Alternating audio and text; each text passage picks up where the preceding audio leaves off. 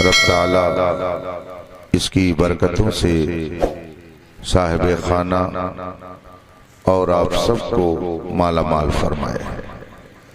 نماز عشاء کے بعد سے لے کر اب تک آپ حضرات نے بہت ساری قیمتی باتیں سنی اور اپنے ایمان و عقیدے کو تازگی بخشنے والی نعتیں، منقبتیں اور باتیں سماعت فرمائی۔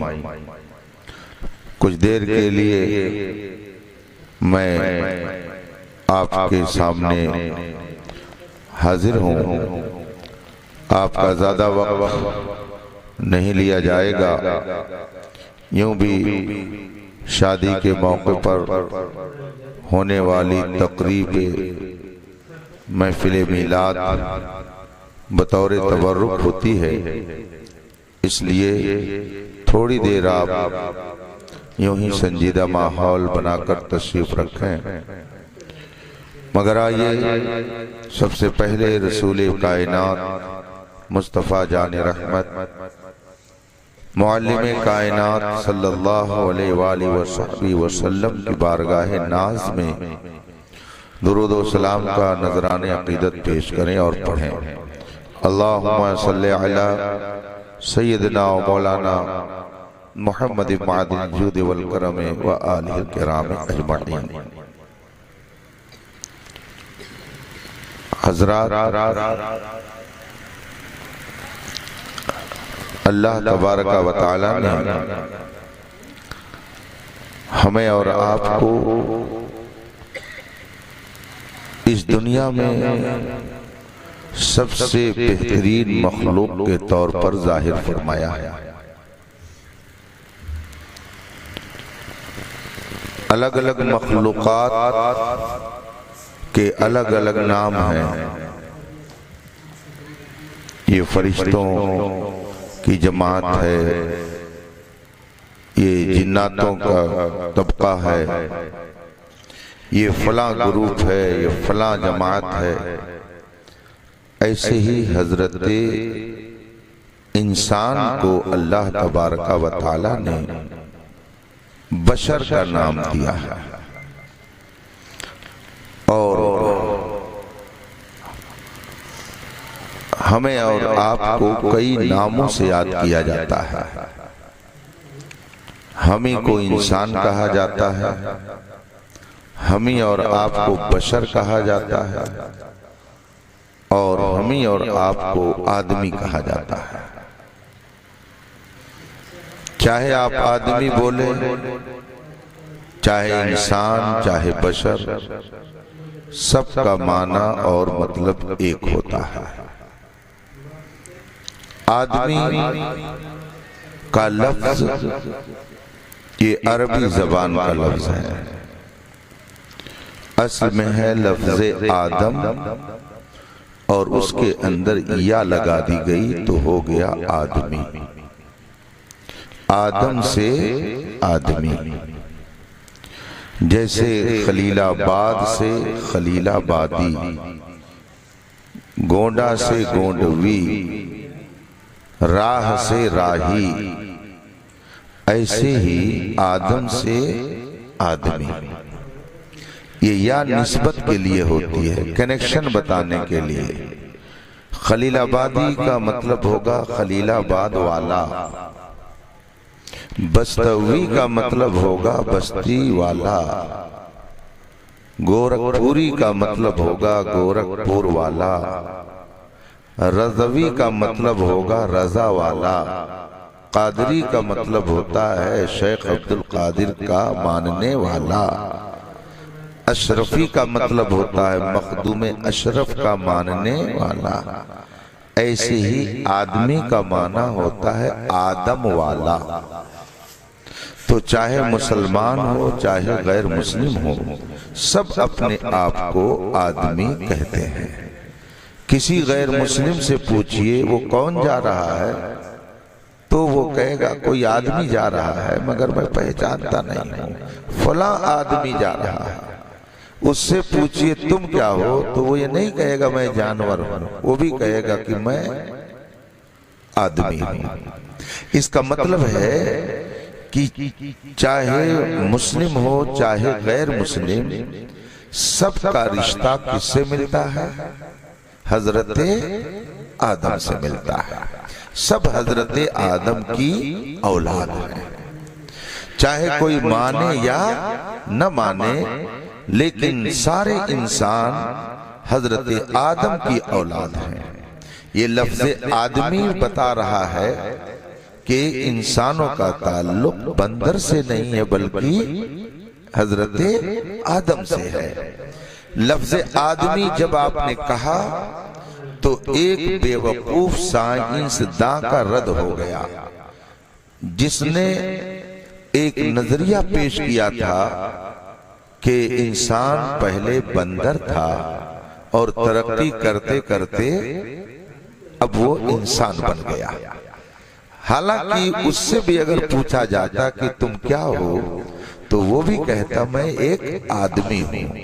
تو آدمی وہ اپنے آپ کو کہہ کر کے خود تو حضرت آدم کی اولاد بتاتا ہے اور سب انسانوں کو بندر کی اولاد بتاتا ہے۔ بات وہی ہے کہ خدا جب دین لیتا ہے تو عقلیں چھین لیتا ہے۔ علامہ مشتاق احمد نظامی علیہ رحمت و رضوان، جو الہ آباد دارالعلوم غریب نواز کے فاؤنڈر ہیں، اس کے بانی ہیں، بڑی عظیم شخصیت کے مالک تھے۔ وہ ایک جماعت کا نام لے کر تقریر میں فرماتے تھے کہ یہ جماعت بولتی تو ہے مگر سمجھتی نہیں ہے۔ ایسے ہی کچھ لوگ بولتے تو ہیں مگر سمجھتے نہیں ہیں۔ الحمدللہ اللہ تعالیٰ نے ہمیں اگر بولنے کی طاقت دی ہے تو سمجھنے کی بھی طاقت دی ہے۔ ہم اگر بولتے ہیں کہ ہم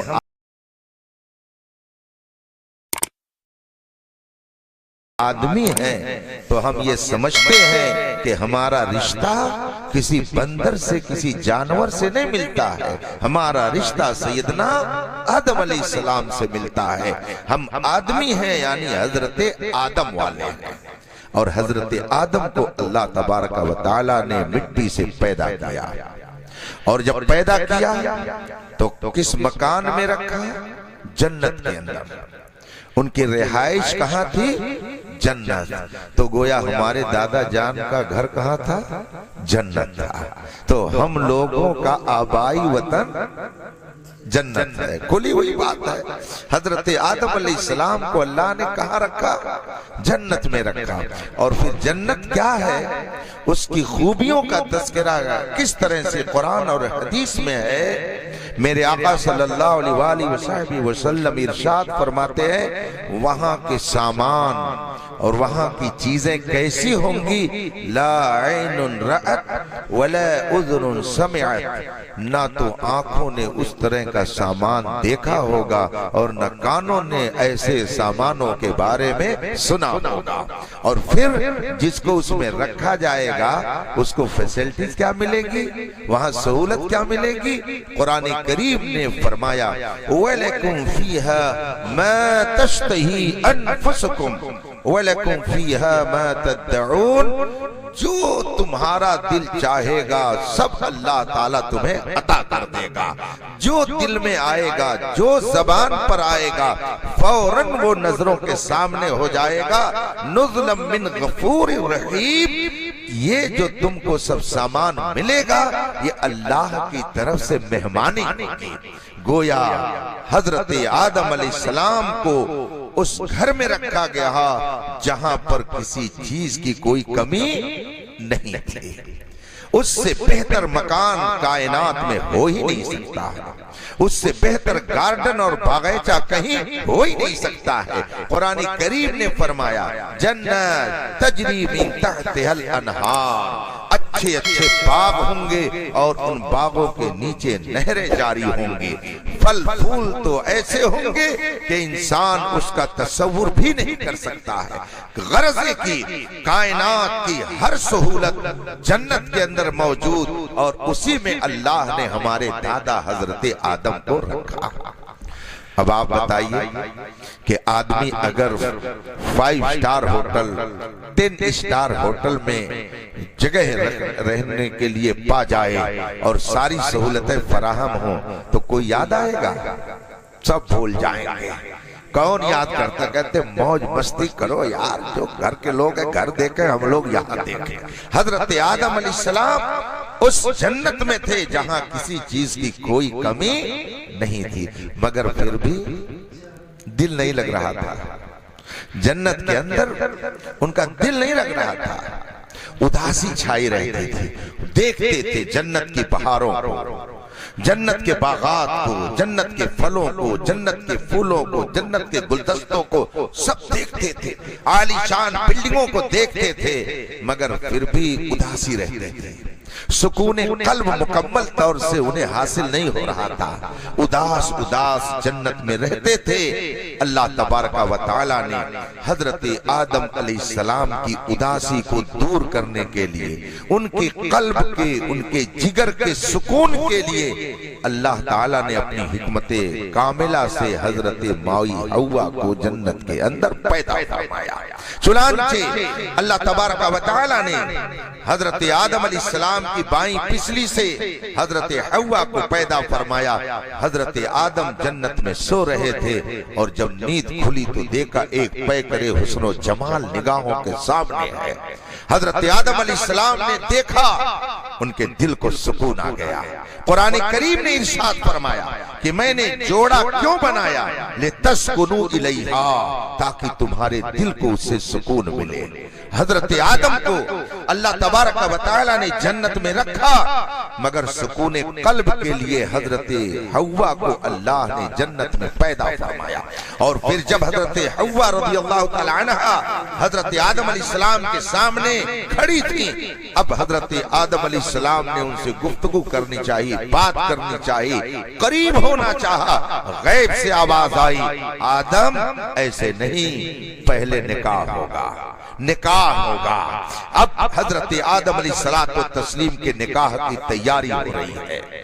آج دنیا کا بڑا سے بڑا حاکم، پوری دنیا کا کوئی بادشاہ ہو جائے اور وہ کوئی میرج ہال تعمیر کرے سونے اور چاندی کا، اور باراتیوں میں بڑے بڑے حکمرانوں کو بلا لے، بڑے بڑے محدثین کو بلا لے، بڑے بڑے فقہا مجتہدین کو بلا لے، بڑے بڑے مشائخ اور پیروں کو بلا لے، بڑے بڑے پروفیسروں اور انجینئروں ڈاکٹروں کو بلا لے، وی آئی پی باراتیوں کو بلا لے، مگر ہمارے اور آپ کے دادا کا نکاح جس میرج ہال میں ہوا اس کا کوئی جواب نہیں لا سکتا ہے۔ وہ جنت جہاں پہ حضرت آدم علیہ السلام کے نکاح کی تیاری کی گئی، اور باراتیوں میں کون؟ آپ دنیا کے بڑے سے بڑے حکمراں کو تو آپ باراتی بنا سکتے ہیں، مگر فرشتوں کا جھرمٹ کہاں سے لے آئیں گے؟ وہ نورانی بارات کہاں سے لائیں گے؟ جنت کے اندر اللہ تبارک و تعالی کے حکم سے حضرت آدم علیہ السلام کا ام البشر حضرت سیدتنا حوا رضی اللہ تعالی عنہ سے نکاح ہوتا ہے۔ نکاح کے لیے میرج ہال منتخب کیا تو جنت منتخب کیا، اور بارات آئی تو فرشتوں کا جم گھٹا تھا۔ اس مقدس جھرمٹ میں اللہ نے حضرت آدم کا نکاح فرمایا۔ اس کا مطلب ہے کہ ہم آدمی ہیں، آدم سے ہمارا تعلق ہے، آدم نے جنت میں رہ کر کے نکاح کیا۔ اس کا مطلب ہے کہ یہ نکاح یہ کوئی دنیاوی منورنجن نہیں ہے، ایک جنتی کام ہے۔